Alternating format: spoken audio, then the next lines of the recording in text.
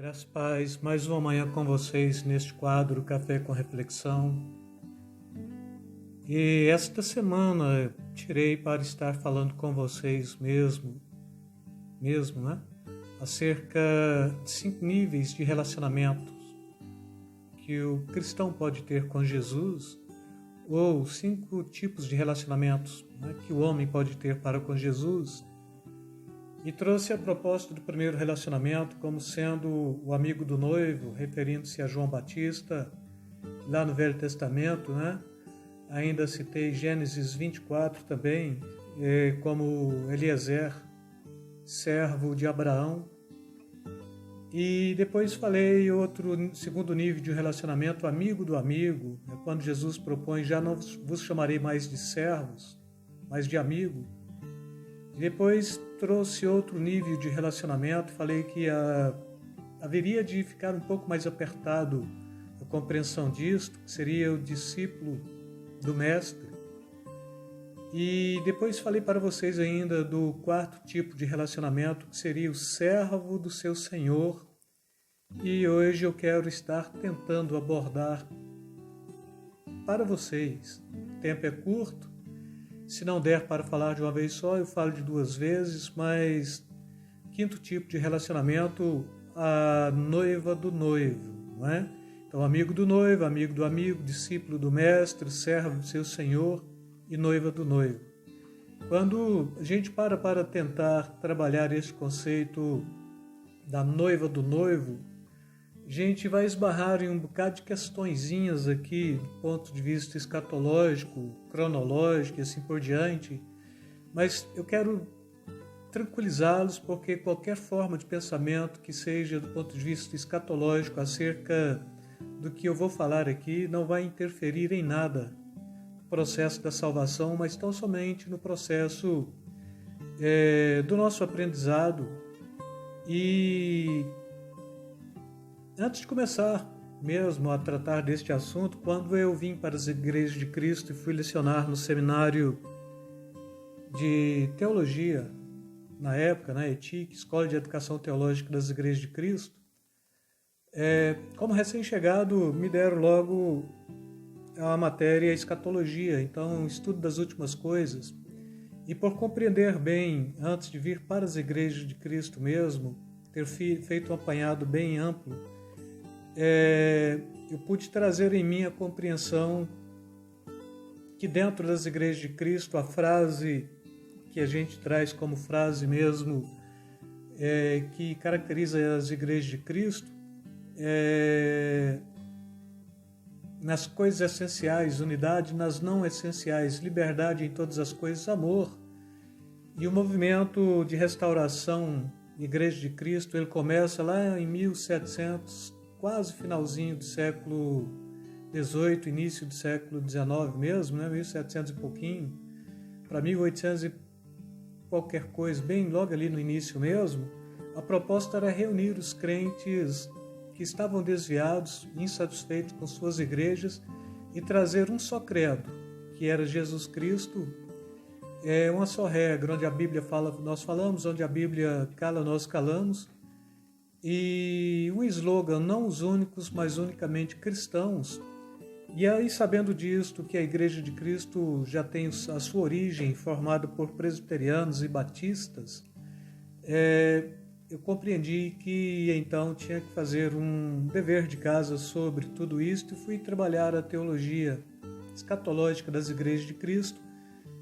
E dentre as congregações das Igrejas de Cristo, eram defendidos 3 conceitos que a gente trabalha dentro da escatologia, que a gente chama de os pré-tribulacionistas, os mid-tribulacionistas e os pós-tribulacionistas. Mas não quero perturbá-los com isto. E para os pré-tribulacionistas, o conceito da noiva é um, para os mid-tribulacionistas o conceito da noiva é outro, para os pós-tribulacionistas o conceito da noiva também é outro, mas trazendo uma proposta central de que a noiva é a igreja e o noivo é Cristo. Para os pré-tribulacionistas, a proposta é que a igreja vai ser arrebatada para os céus mesmo, antes da tribulação começar na face da terra. Para os mid-tribulacionistas, a igreja terá o seu arrebatamento para os céus no meio da tribulação, e para os pós-tribulacionistas, que são também pós-milenistas, a igreja ela não vai ser arrebatada aos céus, é Cristo que vai descer para livrar a sua igreja. E também o conceito de tribulação e de milênio, conceito de milênio está falando de um período figurativo e não de um período de 1000 anos mesmo, mas eu quero defender aqui a tese dos pré-tribulacionistas, e com isto quero deixá-los à vontade para compreender que eu estou propondo o que creio de fato e de verdade, não descrendo do ponto de vista do outro, senão quando a gente senta e faz aqui um estudo mais apologético mesmo, e um estudo mais de exegese, então não tem problema nenhum com os outros dois conceitos, porque são os três conceitos que a fé cristã genuína, né? Genuinamente protestante defende, e para os três não interfere a salvação da alma, porque o que interfere é a fé em Cristo Jesus e no seu sacrifício. E aí eu tenho liberdade para estar trabalhando dentro deste conceito que eu estou e quero abordar para vocês, pegando como referência bíblica ainda 2 Coríntios, segunda carta que Paulo escreve aos Coríntios, capítulo 11, versículo 2, que diz assim: porque estou zeloso de vós com zelo de Deus, porque vos tenho preparado para vos apresentar como uma virgem pura a um marido, a saber, Cristo.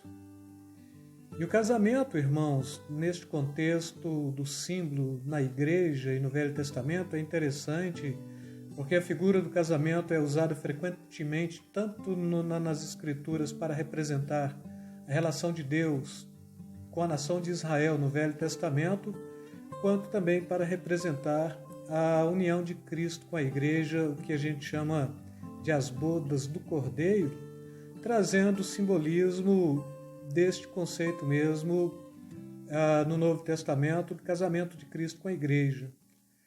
Agora, quando a gente para analisar esta questãozinha ainda, tem uma passagem bíblica que eu quero lê-la. A Bíblia está falando da mesma forma que o noivo dá valor à noiva e à família dela. Jesus apegou-se com grande valor também a esse conceito, que é o Efésios capítulo 5, não é? E que nos traz esta compreensão do ajuntamento da noiva com o noivo, mas dentro da proposta do casamento secular, ou do casamento do ponto de vista aqui homem e mulher, marido, mulher, né? Não de outra forma também, porque a Bíblia ela fecha nesse assunto mesmo da união heterossexual, então um homem que se ajunta a uma mulher. Neste conceito, então, assim como Cristo amou a igreja, deve ser a forma que o marido deve amar a sua esposa, porque a proposta de Cristo era apresentar uma igreja pura, santa, sem rugas, sem máculas e nem coisa semelhante. Assim também devem os maridos amarem as suas esposas. Mas quando a gente pega este conceito mesmo mais escatológico, aí a gente vai logo para Apocalipse 19, versículos 7 a 9, que diz: alegremo-nos e exultemo-nos e demo-lhes a glória, porque são chegadas as bodas do Cordeiro, cuja esposa a si mesmo já se ataviou, pois lhe foi dada vestir-se de linho finíssimo, resplandecente e puro, porque o linho finíssimo são os atos de justiça dos santos. Então me falou o anjo: escreve, bem-aventurado aqueles que são chamados às ceias das bodas do Cordeiro. Apocalipse 7, versículos 19, versículos 7 a 9. E depois ainda, capítulo 21, versículos 2 e 3, ele está nos trazendo também, a Bíblia está nos trazendo uma proposta acerca da noiva, não é? que diz assim: vi também a cidade santa, a noiva, a nova Jerusalém, que descia do céu da parte de Deus, ataviada como noiva adornada para o seu noivo. Então ouvi grande voz vinda do trono, dizendo: eis o tabernáculo de Deus com os homens, Deus habitará com eles. Eles serão povo de Deus, e Deus mesmo estará no meio deles. E neste contexto, irmãos, do meu ponto de vista, este que eu defendo mesmo, as bodas do Cordeiro, ela ocorrerá no que nós chamamos da primeira fase da vinda de Cristo. Quando Cristo vem para arrebatar a sua igreja, ele vem de forma invisível ao mundo, invisível à igreja, e o arrebatamento vai trabalhar justamente isto. E a igreja, ela primeiro passará pelo que nós chamamos tribunal de Cristo. Paulo fala isso por 2 vezes, não é? Onde ocorrerá aqui um julgamento, não para condenação, mas para galardoar cristãos mesmo. E após receber os galardões, então acontecerá o que nós chamamos de a ceia das bodas do Cordeiro, com a celebração da grande ceia do Senhor mesmo. E quem faz parte da noiva? É uma grande questão também que a gente levanta, porque alguns defendem que a noiva faz parte da igreja, e esta igreja ela é tão somente de Atos 2 até o arrebatamento da igreja, e outros defendem que a noiva fazem parte todos quantos morreram em Cristo e que estavam aguardando a bem-aventurança vinda de Jesus mesmo para a salvação do povo. E aí eu pego esta segunda proposta também de que a noiva está fazendo alusão a todos os cristãos, ou todos os crentes de todas as épocas, do Antigo e do Velho e do Novo Testamento, que morreram esperando e aguardando a vinda de Jesus, a promessa da vinda do Cordeiro, de Jesus para a remissão do seu povo. E neste contexto, as bodas do Cordeiro, ela, do ponto de vista que eu defendo mesmo, ela há de durar um período de 7 anos, e esse período de 7 anos, enquanto se dará ali nos céus as bodas do Cordeiro aqui na terra, estes 7 anos terão 2 períodos de 3 anos e meio de tribulação e depois da grande tribulação mesmo, não é? Período aqui de falsa paz e depois esse período da grande tribulação, um período de 7 anos. E no final de 7 anos, então, Cristo voltará mais uma vez aqui agora com a sua igreja para, de fato, trazer este processo de livramento da nação de Israel. E aqui neste contexto a igreja vem com Jesus, e a Bíblia está falando que ela vem também nesse processo escatológico de juízo, porque o próprio Jesus e depois Paulo mesmo, ambos estão falando da mesma questão de que a igreja ela há de julgar os próprios anjos, não é? E o próprio Paulo ele está falando que um cristão não leva outro cristão ante os tribunais, porque não sabeis vós que vocês hão de julgar os anjos, não é? Então a igreja ela tem esse papel de, como noiva do Cordeiro mesmo, estar ataviada dentro deste conceito aqui para trazer e para implantar mesmo este processo de milênio, período de 1000 anos mesmo, onde o Senhor reinará por este tempo na terra. E a proposta é um período de paz, é um período estritamente de paz, onde pessoas haverão de nascer neste processo de paz, não terá nenhum tipo de oposição contra o reino de Cristo nesse período milenial. E posteriormente, Jesus, ele mais uma vez se ausenta da terra com a sua igreja para nada mais, nada menos provar 2 coisas. Provar aqueles que nasceram no milênio, que não passaram por nenhum tipo de privação, provação, e para provar que Satanás é irredutível na sua consciência de ser inimigo de Deus, inimigo da obra de Deus. E a Bíblia diz que Satanás é solto por este período de tempo e ele vai intentar contra o próprio Arraial dos Santos, então contra a própria Jerusalém. E é quando então a própria Bíblia já vai estar nos falando sobre isso de uma forma mais decisiva mesmo, que então ele será lançado no lago de fogo com seus anjos, e definitivamente este lago de fogo que é criado para diabos, para Satanás e seus anjos, muitos homens estarão indo para este lago de fogo de atrevido, não é? Porque não foi criado para os homens. Para os homens, criada a possibilidade da salvação. Mas todos quantos não creram nesta mensagem, então com certeza estes também serão julgados. É quando a gente vai estar trabalhando com o grande trono branco mesmo, e abriu-se um livro, abriu-se outro livro, que é o livro da vida, e todos quantos não estavam arrolados no livro da vida, foi lançado no lago de fogo, e depois fechando mesmo com esta proposta última, de que, consumado todas as coisas, vi também a cidade santa, Nova Jerusalém, que descia do céu, da parte de Deus, ataviada como noiva adornada para o seu esposo. Então ouvi grande voz vinda do trono, dizendo: Eis o tabernáculo de Deus com os homens, Deus habitará com eles, e eles serão o povo de Deus, e Deus mesmo estará com eles. Apocalipse 21, 2 e 3. Mas nesta proposta mesmo, de que a noiva de Cristo é a igreja, e esta igreja mesmo que milita, que anda, que vive em unidade, que sofre, mas que mantém a sua postura de santidade, que foi remida, que foi redimida, foi comprada por Cristo, e que traz em si este aspecto da vinda do noivo para buscar a sua noiva.